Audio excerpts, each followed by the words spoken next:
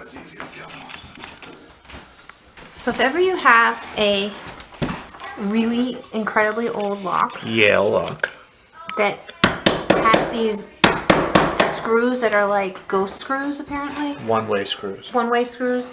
You have to chisel them out. So you use an awl and you tap in it upwards, well, obviously to the left. And if you spray it with WD-40 first, that also helps.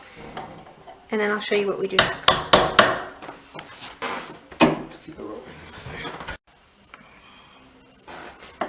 So you take your like pliers, Vice grip. vice grip, after you've tapped it out slightly, and then you can grasp it and turn it.